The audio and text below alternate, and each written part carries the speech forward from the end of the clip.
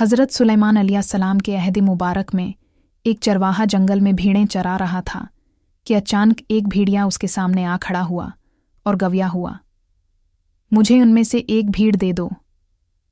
चरवाहा हैरान रह गया और बोला, ये भीड़ें मेरी नहीं बल्कि हज़रत सुलेमान की मिल्कियत हैं, मैं तो महज उनका मुहाफिज हूँ।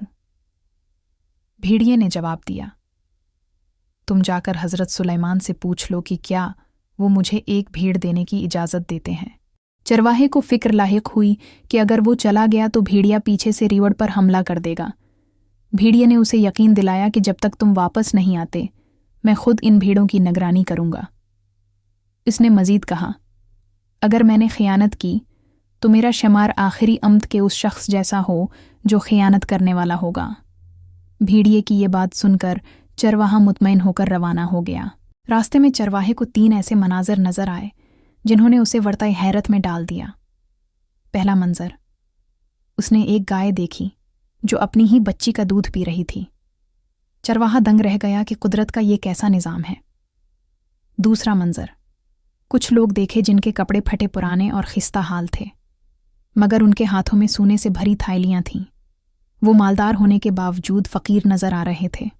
तीसरा मंजर, एक साफ सिथरा बहता हुआ पानी का चश्मा नजर आया। चरवाहा प्यासा था, लेकिन जैसे ही करीब पहुंचा तो पानी से ऐसी ताफ़न ज़िदा बदबू आई कि उसे पीछे हटना पड़ा। चरवाहा दरबार सुलेमानी में हाजिर हुआ और सारा किस्सा सुनाया। आपने भेड़िए के लिए एक भीड़ की इजाज़त दे दी और फिर उन मनाजिर की हकीकत यूं बयान फरमाई। गाय का मंजर, ये आखिरी ज़माने की निशानी है कि माएँ अपनी बेटियों को दुनियावी फ़ायदे के लिए फितनों में डालेंगी और उनकी कमाई खाएंगी।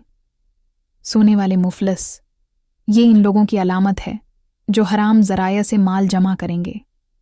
हराम में बरकत नहीं होती, इसलिए वो कथीर दौलत के बावजूद कभी मुतमईन नहीं होंगे और फ़कीरों जैसी ज़िंदगी गुजारेंगे। बदबूदार चश्मा, ये इन झूठे आलिमों और दीनदारों की मिसाल है जिनकी बातें और ज़ाहिर तो बहुत दलक्ष होगा, मगर उनका बातन दुनिया की होस और हसद की गुंदगी से भरा होगा। जब चरवाहा वापस पहुंचा तो देखा कि भेड़िया वाकई वफादारी से पहरा दे रहा था। चरवाहे ने उसे इजाज़तनामा दिया कि वो कोई भी भीड़ ले ले। भेड़िए ने पूरे रीवड़ का मायना किया और एक निहायत लागर और बीमार भीड़ को खाने के लिए मुंतखब किया। चरवाहे ने हैरत से पूछा, तुमने इतनी तंदुरुस्त भीड़ों में से उस कमज़ोर भीड़ का इंतखाब क्यों किया? भेड़िए ने तारीखी जमला कहा, मैंने उसे इसलिए चुना क्योंकि ये अपने रब की तस्बीह से गाफिल थी। जो अपने खालिक के ज़िक्र से गाफिल हो जाए वो दुश्मन के लिए आसान लुक़मा बन जाता है और बड़ी आजमाइशों में घिर जाता है।